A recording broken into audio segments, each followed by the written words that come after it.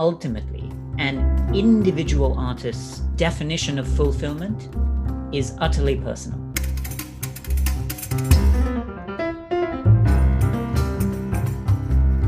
Hi, everyone. My name is Dinu Kwijaratna. Welcome. Happy New Year. I'm a composer, conductor, and pianist, an improviser to be exact. I'm also a consultant on issues of creativity, and I'm here with my dear colleague, Nick Halley. Hello, everyone. I am a drummer and a choir director and a big fan of Dinux, so I'm excited to be invited to be on this podcast with him. Oh, well, I'm a very big fan of Nick's, and we put out a call for the burning questions of young musicians, and you were very generous in your responses. So we're going to dive right in to a question here. And this is from a young musician who is a fantastic string player, but also a composer in genres outside the classical music industry. And he asks, was it ever difficult to advocate for your creative dreams and goals rather than pursuing a slightly more traditional career path? Were there people along the way who did not understand your choices? And how did you deal with that? Nick, what? Please jump in. It's some time to think. Well, it's an excellent question. Obviously, I mean, the use of the term traditional interests me strangely. Absolutely, me too. Yeah, in that I think maybe Dinuk, you and I are somewhat similar in a shared love of certain traditions. They may not be the same traditions even, but we both love particular traditions. But I think the question is a good one because we tend as artists, as musicians, to think that if we just do things correctly within a tradition, that the tradition will recognize us. And of course, that's not the case because we recognize the greats of any tradition after the fact. And I have a bit of an anecdote, Dinuk, kind of a story here that, so please jump in if I'm taking too much time. No. This is the forum for anecdotes, I should add. So I'm ready. I'm ready, Nick. That's lucky because the question brings up for me a particular story, and for you, the listener, you should know that Dinuk did ask me about this, and I told him at some point he asked me about this, about how I ended up playing with James Taylor, who's a sort of American icon of singer-songwriter, kind of the OG of singer-songwriters in the States.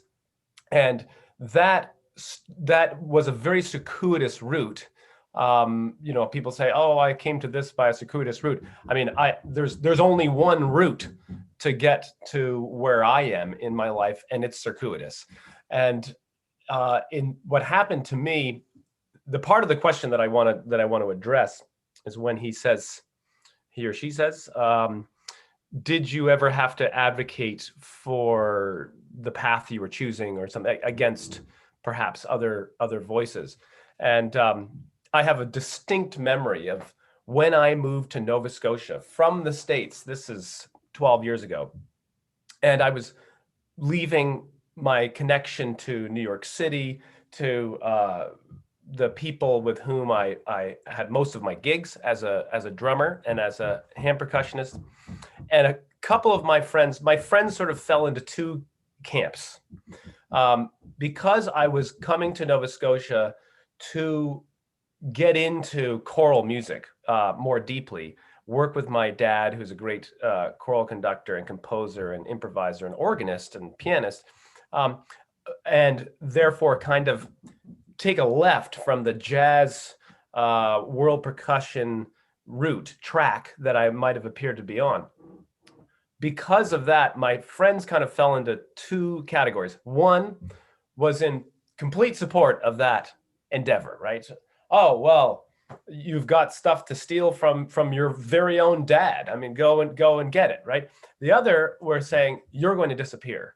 Um, and I have a distinct memory of a great musical friend of mine that I have always admired, telling me, "You're going to go there and you're going to disappear." And of course, what he meant was my drumming career, such as it was, um, could fall awfully quiet. And so then, fast forward, say 5 years.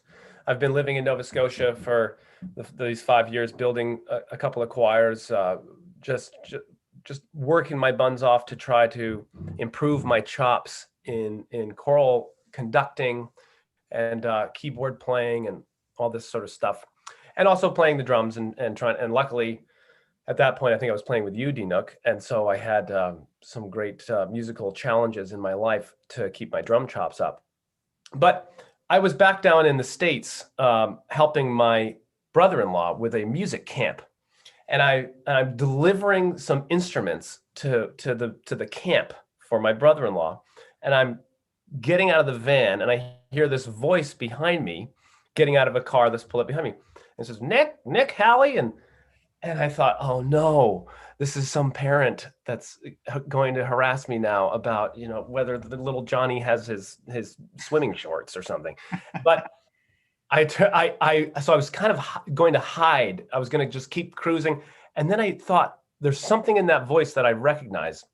So sure enough, I turn around and there's all 6'7" of James Taylor standing there, saying, "Is that you, Nick Halley?" And he had heard about me from my brother-in-law, and I think from maybe someone else, other people. My brother-in-law is a great musician in that area, and he had heard about this guy who was a drummer, but also a choir director. And his interest in me was sparked because he had a gig coming up with the Mormon Tabernacle Choir. So he wanted to chat with me about that. So he just said, would you come over to my house and maybe we could talk about this gig, figure out what songs would work best and all this sort of thing. And I said, absolutely, I'm up for that, because when I was about 12, I saw James Taylor live at Tanglewood, and I thought to myself, if I'm ever cursed with the gig with a superstar, that's the one I want. And I was correct, because in my admittedly somewhat limited experience, but not altogether limited experience of stars and working with them, I was right. My instincts were right.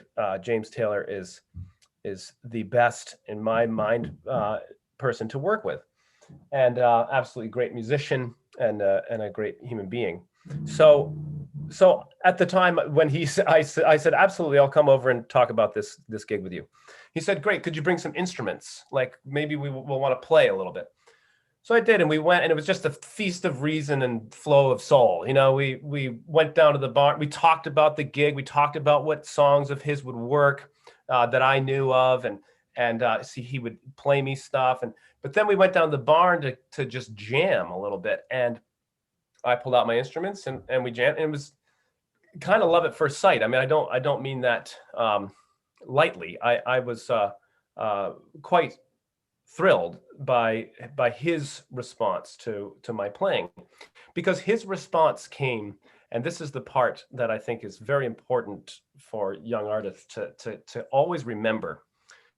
His response to my playing came from a purely musical, person to person, musical soul to musical soul place, right? There was no pedigree. I did not have to display any paperwork. I had none to display. That was not where our connection was resonating. Yes, So it was just based on your playing in the moment and that human connection, right? exactly, and strangely, I think what he responded to in my playing was the same thing that you evidently respond to, and it really comes from this mutt-like quality of my musical training and musical experience that I've always thought there was something wrong with my lack of focus on one particular track. And but that experience, among many in my life, have pointed, just keep turning me around and showing me that actually you're wrong about that. It is precisely that synthesis of different elements that makes you who you are. It makes you unique in the landscape, whether you like it or not, whether I like my own playing or not. It's all of that mixture of stuff that makes me someone that James Taylor likes, and that Dinuk Gujaratni likes to play with, and so on.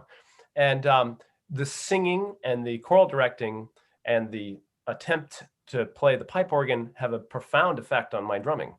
And that's completely seemingly beyond my control. I didn't will that to be the case. It just is.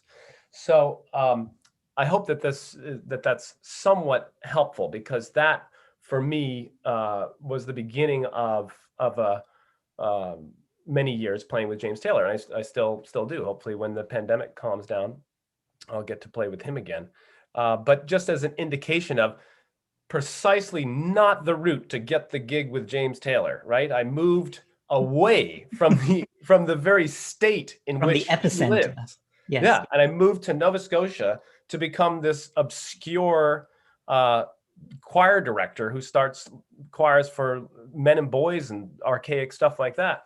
And the next thing I know, I get hired by James Taylor. So odd, but true. Odd indeed. But I think, to bring it back to our friend's question, it's important to summarize a couple of really fascinating things about your story. One is the circuitous nature of the route, as you said, right? So, you were in the, shall we say, so-called epicenter of things, where certain forces had defined that as the quote unquote traditional path. Right. Or the path of least resistance, or the most direct path. Right. And so the lesson here is, if you just follow your heart, you end up in unexpected places, and you defy some of these things, right? Because one can never predict how these things go. That's one thing. And then the second thing is this notion of synthesis, and how, because you're when I play with you, I sense that he is a very honest and open and authentic individual, right? So you're following your instincts. You leave to go to another city because you are following some kind of artistic instinct. Mm-hmm. And I think it's important to note that you end up in this coveted position of playing for a great musician. Right. Because there has been this synthesis. Right. Of very, very disparate things. Right. And that's why it can start, I think, for the young musician, it can start to feel like some people are lucky and some aren't. And the reason that we can fall into that trap is that there are so many drummers out there who you could go on YouTube and find them playing note for note, and very well, an excellent version of any one of James Taylor's songs, where they're playing every note Steve Gadd played, or every note that any one of the drummers that played with James on the various recordings. You would think that would be the track, would be to really focus on getting a hold of that gig. The problem is that now you have found yourself in an element of scarcity, because there's only that one gig and there are 1,000 of you, and trying to get it.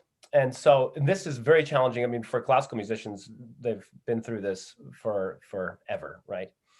So I just wanted to mention that, as so it would appear that it's sheer luck that I get to do that gig. And I'm not discounting the power of serendipity. However, what you're suggesting is that by following my sort of instincts, as you're saying, I courted that luck. I didn't know that at the time. And I never have. I think that so much of what happens to us that is remarkable in our artistic lives and careers happens when we're looking the other way. And but that's very important to be aware of that in the way that we think and plan, because all we can do, we do have some agency over our own baseline improvement, right? As we practice, as we think about our craft, as we hone it, we do have some agency over that. And I think that we can fall into a trap in which we think we have a lot of agency over our career. And my advice is always just stay the course, just keep going. It's okay to slow down, but it's not okay to stop. But just keep going. Because when in that stage, that transition to Nova Scotia from the States was not an easy one. I wouldn't try to make that claim. It reminds me of a few quotes, actually. I'm not sure where they're all from, but one is that, life happens to you while you're busy making your plans, right? And the second thing is that luck can be seen as the marriage of opportunity and great preparation.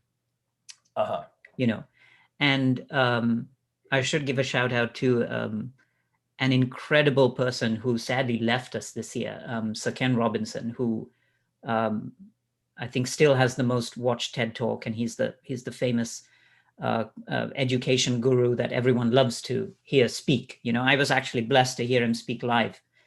But one of the things he said that I've never forgotten is that he says, systems evolve to educational systems evolve to present a view of learning and life as a very linear path.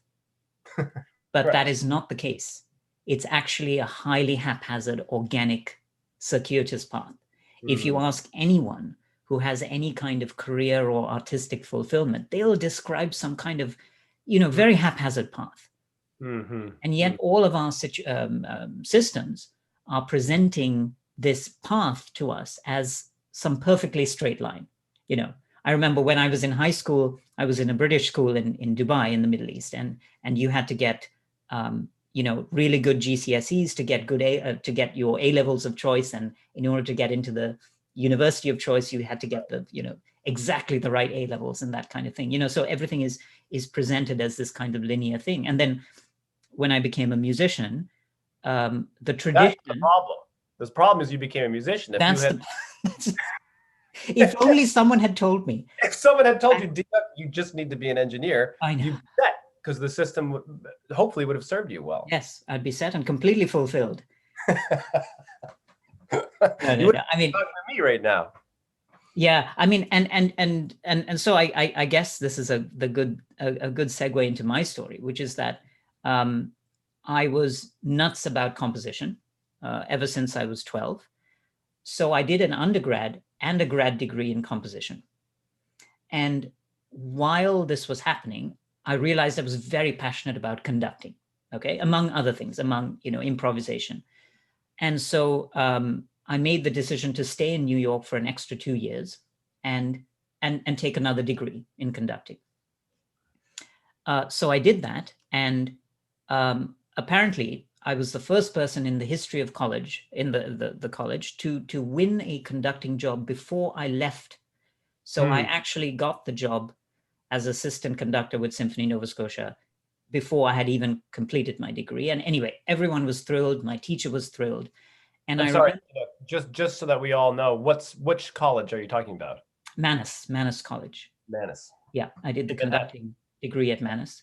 Okay. And I remember at my farewell party in New York City that my friends threw for me. Everyone was hugging me and wishing me and congratulating me. And they were saying things to me like, "Oh, you're set for life." And these were musicians, right? So of course it pumps you up, and then you move to another province and you just dive into this job that is just full on. I was studying scores. I was just coming home from one rehearsal, just having a quick bite and then picking up the next score, right?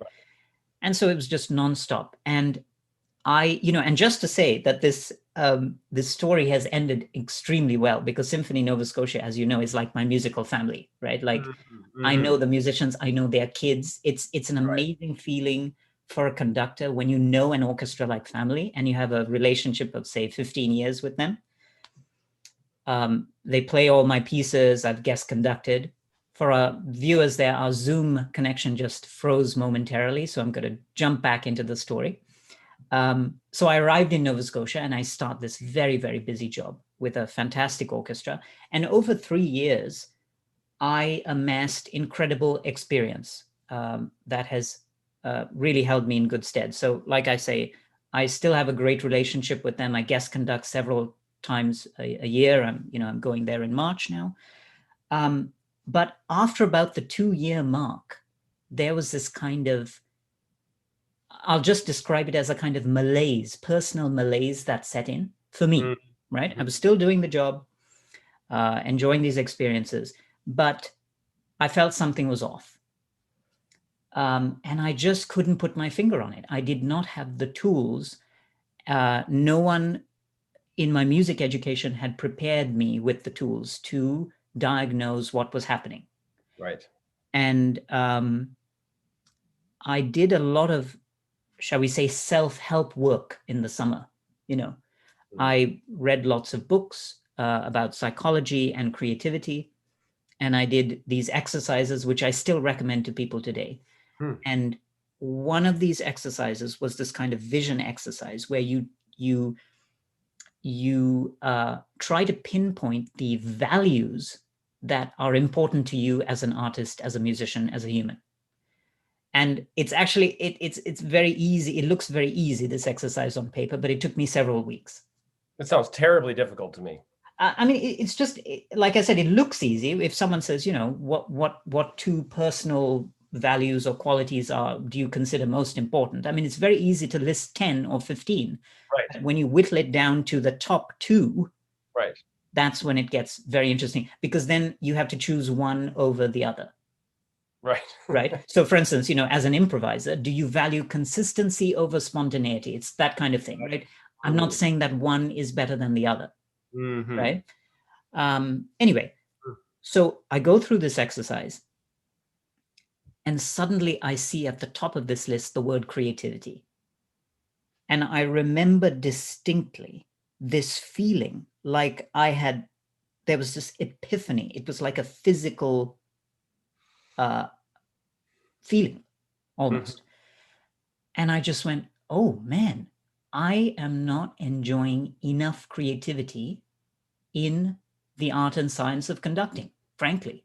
Right. That was my big epiphany, right? And I'm happy to debate this with conductors, but I will say that if you spend most of your time as a composer, I mean, of course, I'm creating notes from scratch versus interpreting a text. Sure. Okay. There is, of course, a massively different creative margin. But anyway, long story short, for me as an individual, this indicated that I needed much more composition in my life. I needed to get back to composing. I needed a lifestyle as a creator of music and not so much as someone who's interpreting music. Right. So after the job finished, I made for me at the time, a very, I think, scary, terrifying, courageous decision to go freelance. I still had some conducting. I was with the Nova Scotia Youth Orchestra, but it was just the right size. I only did about 5 or 6 programs a year. And I devoted all the rest of the time to creating music, essentially. And to circle back to our friend's question, like I said, I didn't have any guidance, Exactly. And then going back to all of my dear friends in New York, who I'm still in touch with, they might have had a certain perception of the conducting industry. Right. Which is probably true. Like if someone purely wanted to conduct, they would have been on the fast track. They would be where they wanted to be, right? But I think the moral of the story is no one knows ultimately what you want as an individual. Exactly. And at the time, I didn't know what I wanted as an individual until I went through some kind of value system analysis and really figured out, what was important. And you see, and as soon as I saw the word creativity there, I started to look for it in my various musical activities. You know, Dina, what you're saying just makes me think of one thing. I used to, because I work in the nonprofit world so much, I used to kind of see the grass as greener in for-profit, where things are simpler, more efficient. And one time I was at some kind of a event, and I was talking to some high-level businessman who said, he said, "Oh, so you work in for-profit? You're probably working in nonprofit as a choir director and musician and stuff." And I said, "Yeah, in general, if I'm in a meeting, it's a nonprofit event." And he said, "See, that's so interesting. And listen, we in business can always learn from the nonprofit world because you have two bottom lines." He said, "In business, we have one bottom line, which it's how are the dollars and cents adding up? And in your business, there too, there's the mission statement that you have to pay attention to. So is the organization fulfilling its mission as well as meeting the bottom line requirements?" And you know, I think it is helpful. I think as musicians, I think we do have to just recognize that as a reality, as a fact, because even if I get the coveted job that I thought I was striving toward when I went to Juilliard and I got my undergrad, and then I went to Manus and I got my master's, and then I went to yet another school and got my doctorate, and then I turned down the teaching job because I got a job at the New York Philharmonic where I'm making six figures to play music. And then 10 years later, I discover that I'm relatively unhappy, or that there's some part of my life like this epiphany. I love that you had to have an epiphany to realize that you're a creative person whose juices weren't being used enough. But it can happen to all manner of things can happen to an individual creative person in all fields. It's not just music or the arts. And I think it's good. It's simply to maintain that sense of a realistic point of view about that. And that's where this idea that if you just get on this track, and your friends in their kindness were congratulating you on having gotten further down the track. So if you just follow this track and you do well and you work hard, you will be fulfilled. That might be true as long as all you're looking for is a little increase to your paycheck every year.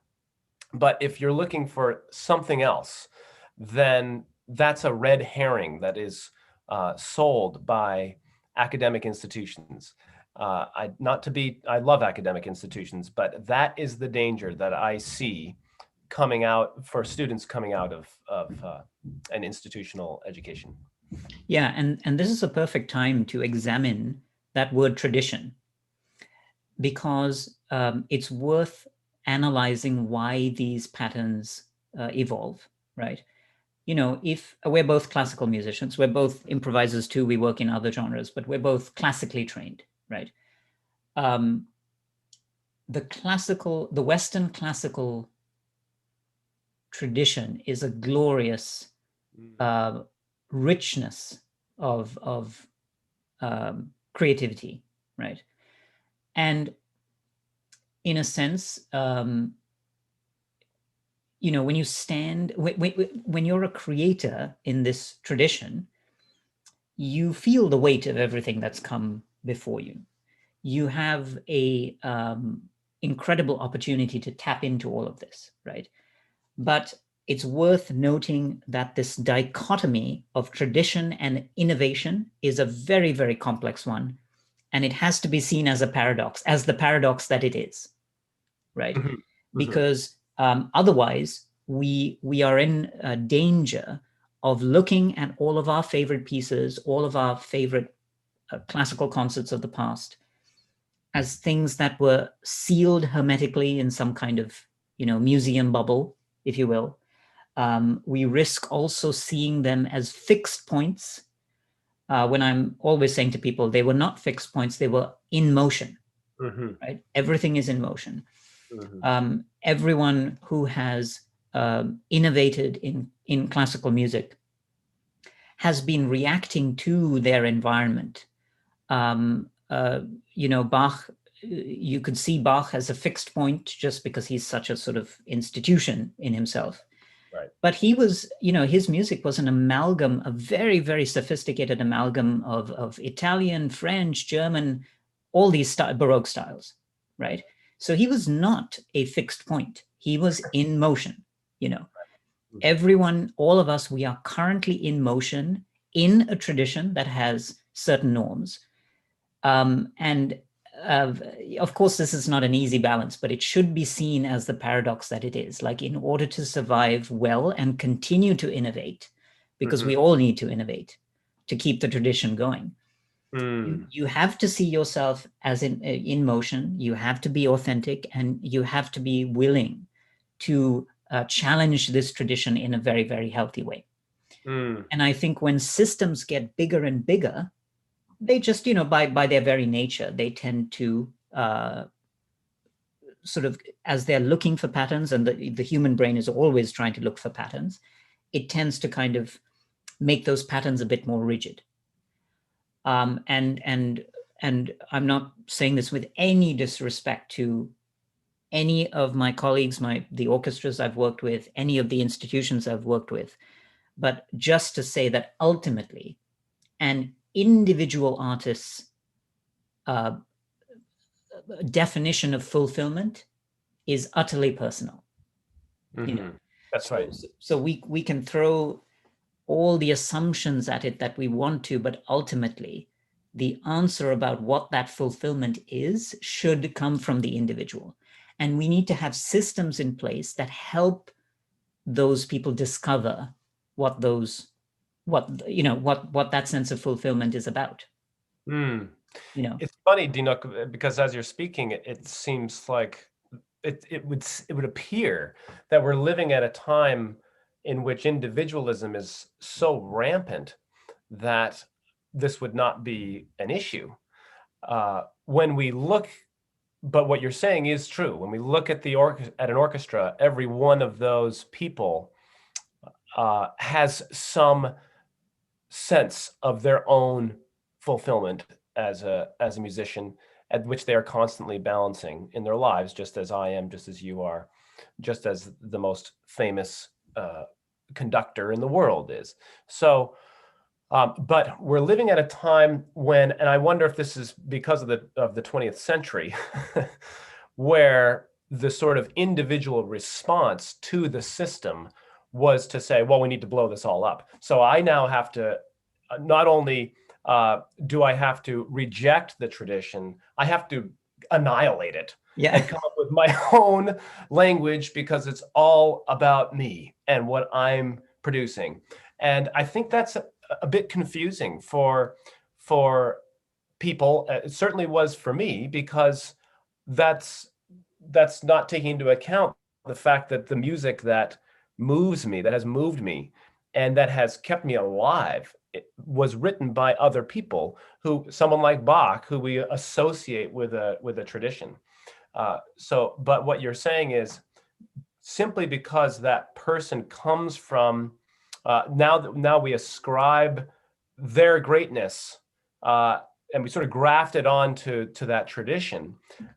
That's very real and true, and there's always something to be learned from that tradition, and therefore that individual. But that they are not a fossil, as you were saying, and so that's not how they necessarily experienced their life or their creative process. Is that making some sense to what you're saying? Yes, and do you mean in the sense of this individual being very, very unique, in the sense that they exist at the intersection of all of their influences? That's right. You know, just as you being a very, very, when I hear you play percussion and I hear you create this sound and atmosphere, it's utterly unique, right?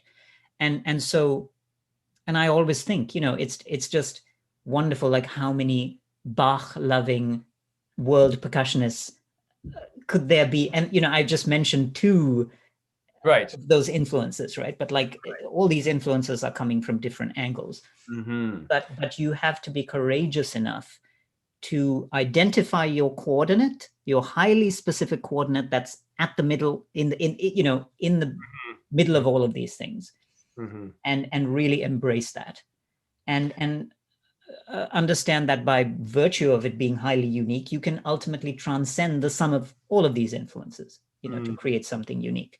So in a sense, we circle back to the notion of synthesis of everything you love, being authentic enough to embrace that, and being and as our friend has asked the question, yes, you have to be incredibly courageous to consider that your definition of personal fulfillment might be very different to the definition of the very well-meaning people around you. Excellent. Yeah, absolutely. I think that most of us, and probably anybody taking the time to listen to us yap about things, has probably already gone through the process of understanding that success is something that can be defined differently from that. We all need to have our definition of success kind of updated regularly. And I'm sure that we've all been through experiences or seen how that's the case, seen how our idea of success might be actually slightly different from somebody we know, and even somebody we respect and admire. And but I think it bears repeating that what you're saying. Absolutely. And to bring it back to the amazing Ken Robinson again, in his book, The Element, he coins this phrase. Actually, well, I don't know if he coined the phrase, but he talks about what he calls circles of constraint, right? And he's talking about social circles of constraint, which come from various, these are social circles like peer groups, family, industry, workplace, academic institutions, which these circles may constrain you by their perspectives or definitions of things, right? And he also says they are doing this with the best of intentions, usually, because they want something for you. I mean, if you grow up in an Asian country, there's this kind of cliche that everyone wants you to become either a doctor, a lawyer, or an engineer or something, or, and so I remember just feeling like an outlier when or the I world's pursued music. next, or the world's next concert pianist or superstar violinist. Yeah, exactly. So it could be family, it could be peer groups, and they might have a perspective that is ultimately not yours. And he's talking about how, he says the word constraint because it could constrain you in terms of your choices, and if you're a sensitive person, you might second guess your career path or your artistic choices. And it only takes a misplaced comment or sometimes even a raised eyebrow. I remember when I auditioned at Juilliard, you have to audition with each of the composition faculty in turn. And so it's very interesting when you get 5 radically different responses to your own work Right. or your own goals. Right. And I remember my teacher, John Corigliano, we got off, he knew my work. So I ended up studying with him. But when I interviewed with someone else and I mentioned just on the side that I was passionate about learning how to improvise, and I was learning, a lot of jazz language at the time, I got a smirk and a raised eyebrow, right? and presumably this person thought that it would either be a distraction from the business at hand, Yeah. or perhaps that he thought that it was a really bad decision artistically. I don't know. It didn't turn into a discussion. But this is all to say that if you're I've always been a quietly stubborn person, right? I present in this very polite way, I guess, but I'll take the eyebrow and then I'll just go off and just do whatever the hell I want, But I think, for someone for an impressionable youngster who's very sensitive, that raised eyebrow at a crucial moment might put you off Yes. pursuing a goal. Yep. Auditions are very important that way, and that's why I luckily I don't have to do auditions in my life right now, but I do have to run them where I'm auditioning other people for choirs and things, and I do try to let people know that. Whereas I don't think that I'm a nasty auditioner. They're certainly out there, I don't and know. I've heard some stories. No, I'm kidding. not true, D. Yeah. But the experience, a nasty audition experience, might be very good for you if you can learn from it and you can realize perhaps I was rejected because that's not where I belong, and that can be that could be a very helpful experience, but obviously very dangerous too, because it can be so hard on people. But I think the audition process, auditioning for anything, is very dangerous, and therefore possibly valuable if you can glean from it what you will. Yeah. And I'm not suggesting for a moment that we reject all of this advice, because the thing is, I thrive on advice from people I trust. And I'm not saying that we become, completely autonomous anarchists, right? In our pursuit of, artistic fulfillment. But that's why this is so tricky. You have to balance the advice you listen to and the advice you take from, ultimately, I think what's most important, which is a new rubric of a personal definition of fulfillment. And that's how you define what your artistic goals are. You first have to define for yourself what fulfillment is going to be. And I used to play with a Slovenian saxophonist who used to say, "Watch out, the jazz police might be coming tonight." Things like that, and in every genre, in every milieu of every creative activity, and I'm sure the same can be said of other fields, there's this idea of the board that's out, the adjudicating board that's out there, that's going to tell everyone what you're doing is okay or what you're doing is not okay. We're going to line everybody up and take them to the station, right? And we have to play, as I don't know if Miles said this, but you got to play like the cops are outside waiting for you. So it is good to say, no, I'm doing this. I know this is right. I'm gonna keep doing it. But the challenge is, as I said, we all also have this love of certain musical traditions, certain musical experiences or sounds or teachers, or all this amazing outpouring that music, just as one stream, has had to offer humankind for many thousands of years. And we want to be a part of that. We want to jump into the stream and participate. And I'm thinking of this quote. I wish I could remember who said it, but she said, I think it was a great scientist, actually. She said, "Your surest refuge is in your science." And I interpreted that, I think, incorrectly at first, because I thought she was referring to sort of society at large and to knowledge, science as in knowledge. But if I take it individually, personally, I've noticed that what she says is absolutely true. So when I'm struggling with my own ideas of how I stack up in this grand tower of whatever tradition I might be thinking of in music, if I spend a little bit of time with the minutia of some particular piece that I love, and it may be from the tradition that I know quite well, it could be from the jazz tradition, which I know reasonably well, or the Brazilian, or classical, as in particularly choral music, but it may also come from India. It may come from Arabic music.